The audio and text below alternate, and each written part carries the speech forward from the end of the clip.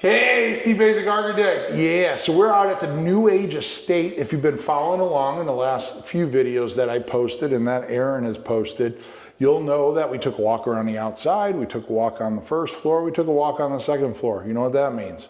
Yeah, we're headed to the second floor. We took a walk on the basement. I stand corrected. And then we're on our way up to the second floor, so we'll catch up with you up there. On a side note, if you hang out with people on the top of their game, you're going to move up.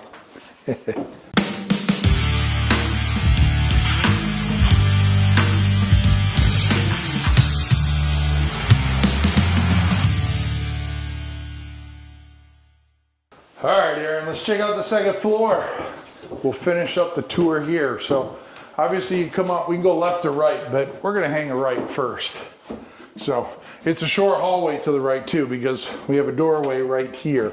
You know, this is one of those things where some people might have talked about, yeah, Steve, why did you give up that space? But you know, these homeowners getting up in age, they would like to appreciate some attic space, as well as when you're talking about changing filters and such, you don't want to ask people to climb up through a hole into a hot attic and such, when you can come around the corner and put the mechanical system right on the second floor. You know, change your filters. Everything is right here. You have a whole bunch of space here. You can store things like luggage, Christmas decorations, all that good stuff in this room also. We got a Mitsubishi unit. It's in a horizontal format. Everything dives down into the second floor frame, 16-inch open web trusses. It feeds the whole second floor from this unit. We have some additional lighting controls here, as well as these spaces give you the opportunity to create these spaces. Now, I'm not going to go in there because I just opened the door and it's probably about 40 degrees warmer in there. But you can see there's a catwalk, and that is all timber HP. It's a wood fiber insulation. It is to the tune, I think it's about 20 inches settled. So it's closing in on R80. Yeah, it's actually, 20 inches settled. You can see it. They have a marker on the trusses there, so you can see it where it captures that. And yeah, so I don't know, what do you think? Should we turn the light off and lock Mark in there? But this is a fully insulated, weather stripped door here, just so you know. And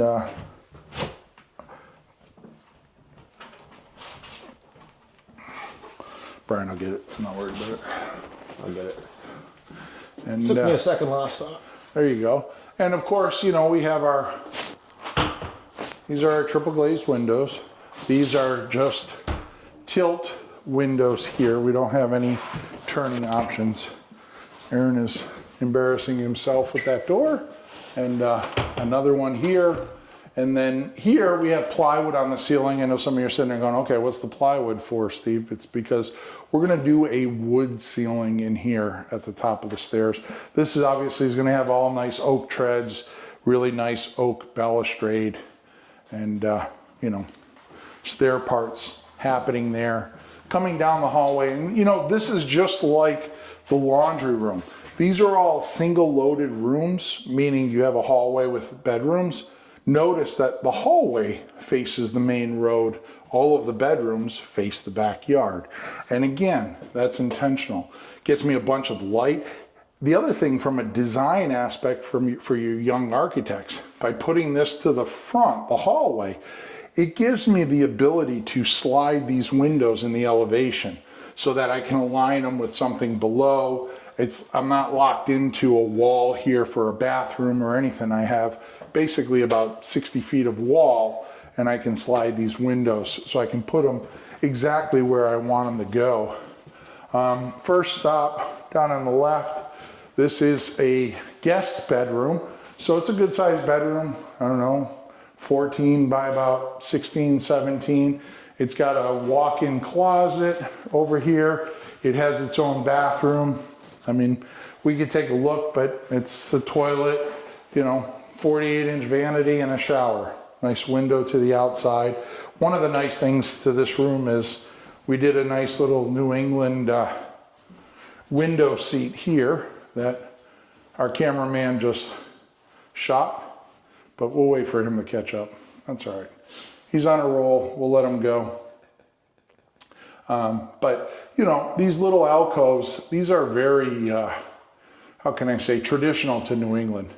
You can go in a house in almost any decade for the last 300 years in New England, and you'll always find some kind of little nook and cranny. And, you know, this one was the result because behind the wall here, if you remember on the tour of the first floor, if you haven't watched it, go check that video, but we have that large masonry fireplace. So the chimney's rising up behind there, which resulted in this alcove, which gave us the opportunity to put that in. And it gave us the opportunity to drop the ceiling, so now we can put our shading device in there and kind of create a nice little cozy alcove. They're very romantic. I always like the idea of sitting in a window nook or on a window seat, reading a book, or, you know, just... Or you can go out and climb out on the roof and have a cigarette, if that's your stick. Not that I smoke. I've never smoked in my life.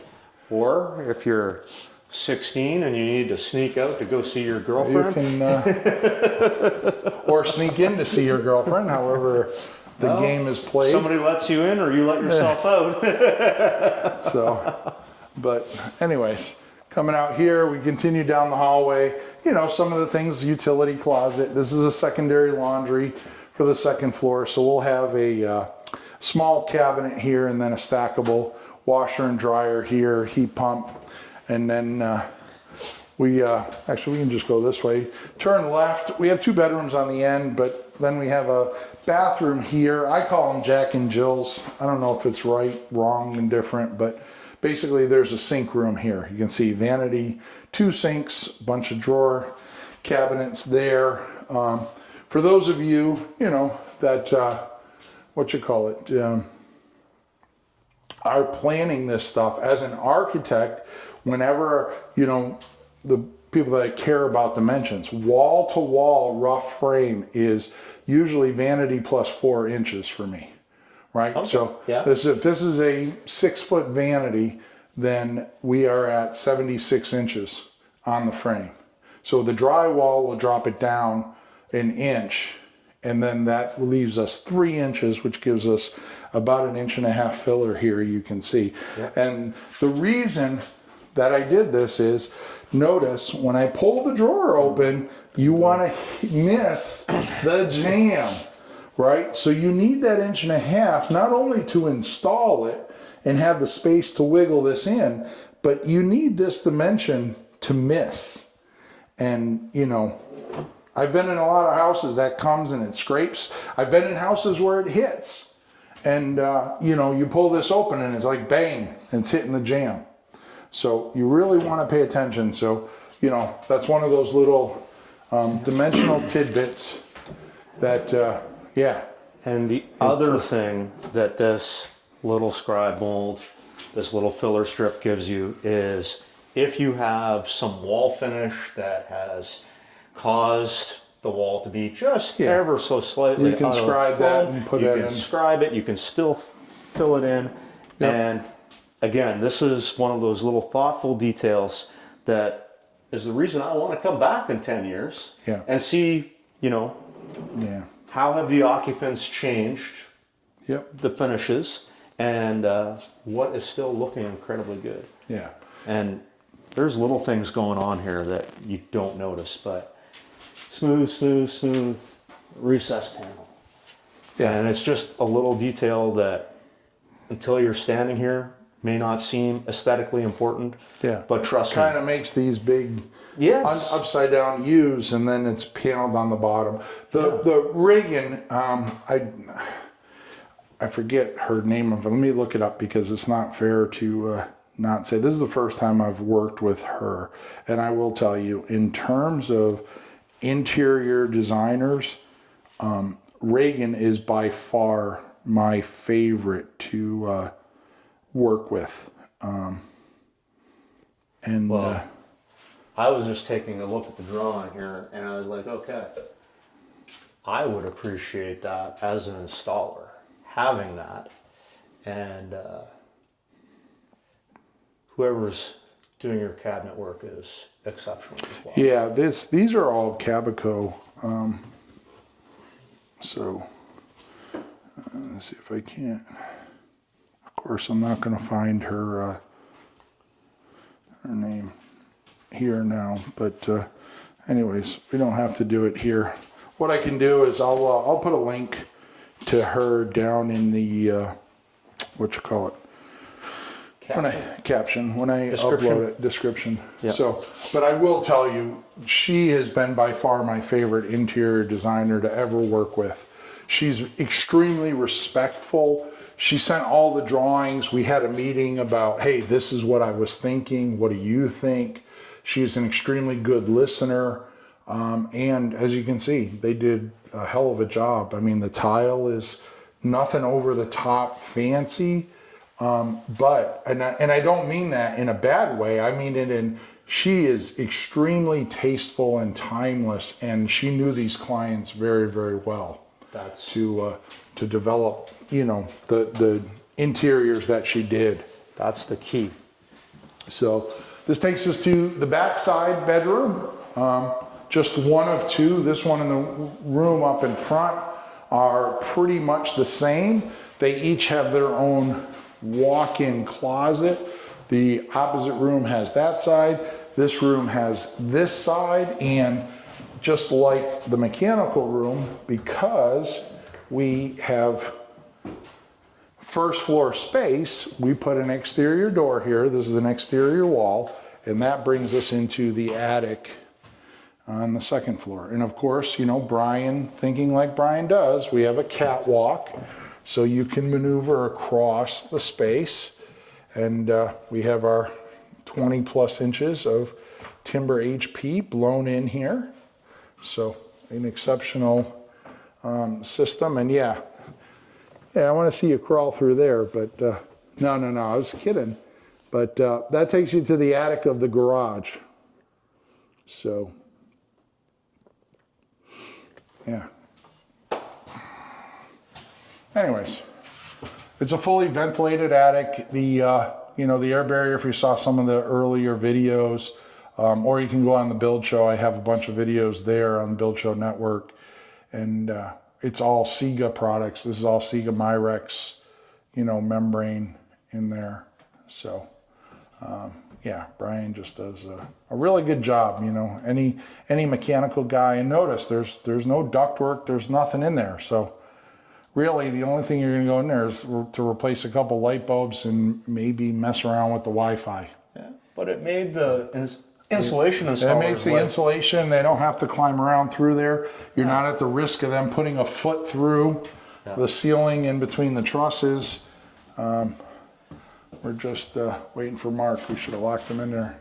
Although Mark doesn't need to lose any weight. So, well, a little thing like a catwalk that makes somebody's life easier often means that they will take the time to do a quality job. yeah. So that's the back bedroom. If we come around the front here, we go in and we have the front bedroom. So this one is on the street, but you know, at least we gave them a beautiful arched window to look out. Coming around here, one of the things I wanted to show, you know, there's the requirement of when you put windows on the second floor, how do you make sure that a kid doesn't fall out? Understand, the windows we get from EAS, they have a thing called a sash limiter. So when I open this, notice I can't pull that open anymore. There's actually a metal limiter right there that if I can't get my, oh, I can pull that out and you can see it there.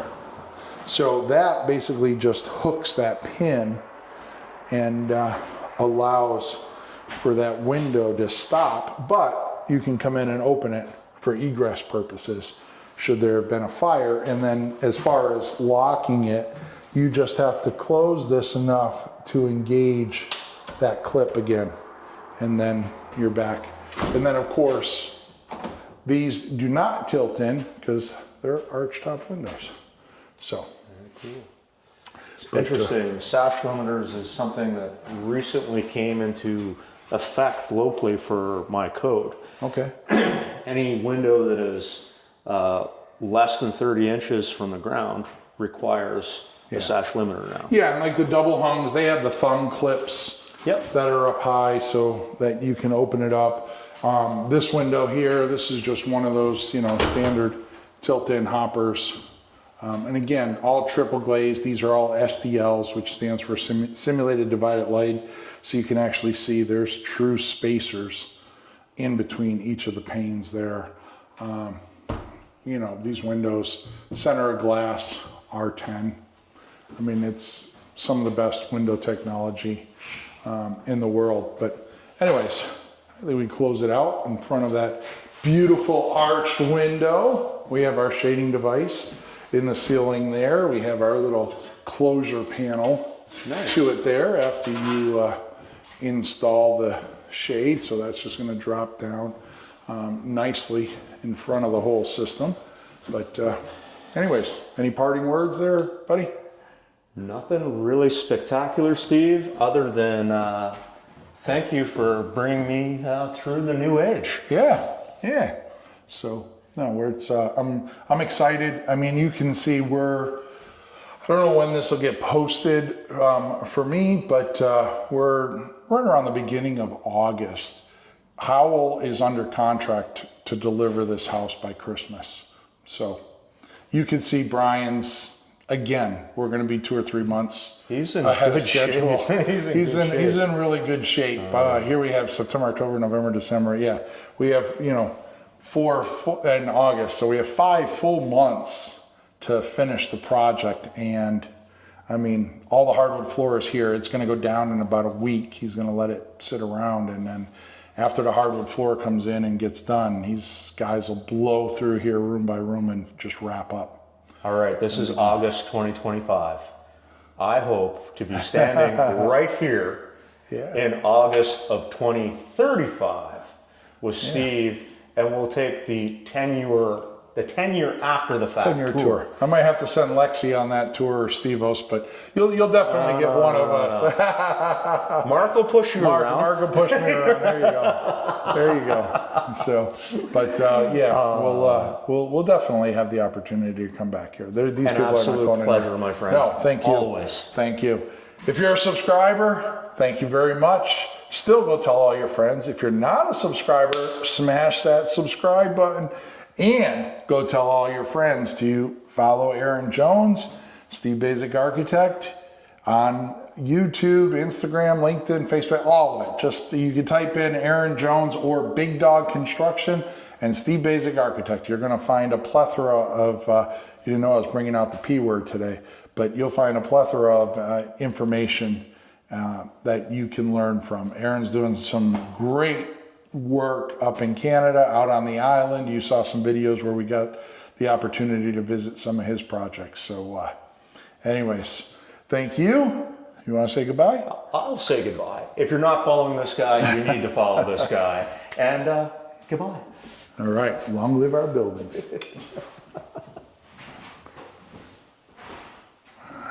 Perfect. Cool.